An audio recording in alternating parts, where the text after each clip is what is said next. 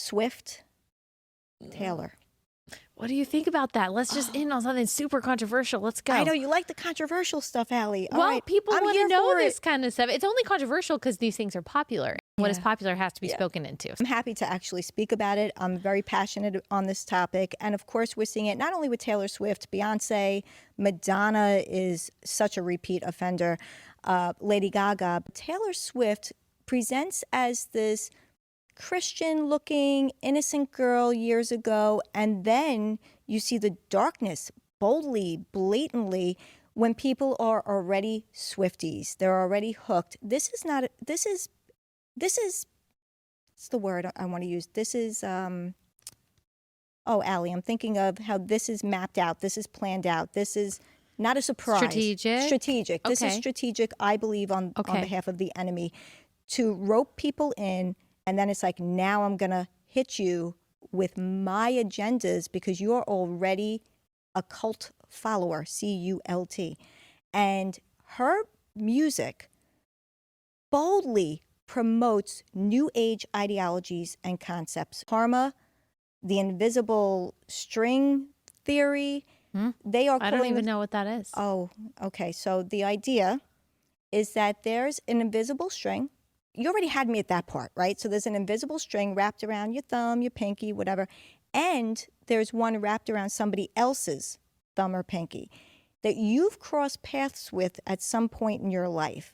And because of that, okay, you are really, maybe that's your, here we go, shift into another new age, because that's how the new age works. One equals another one equals another one.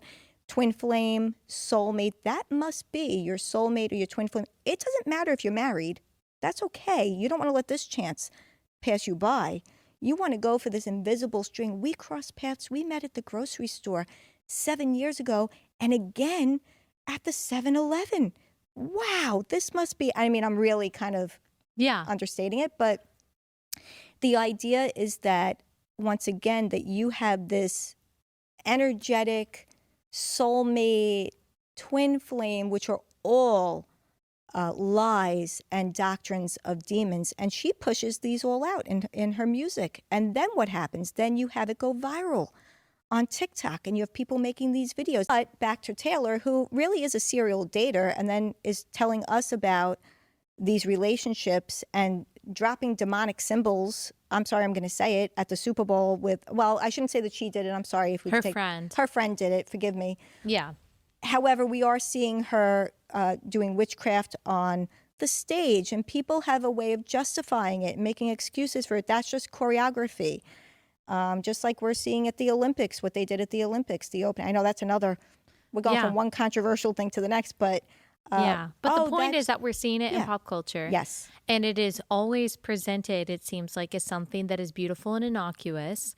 And she is, you know, Taylor Swift is beautiful. She is beautiful, and she has a lot of really good songs, a lot of very catchy songs. And her brand, I think, is very palatable for the mainstream because she's this bright, cheery, blonde woman who used to be a country star. And but you're right, there's certainly a god of self-worship there, not just in her music, and really a lot of pop music today.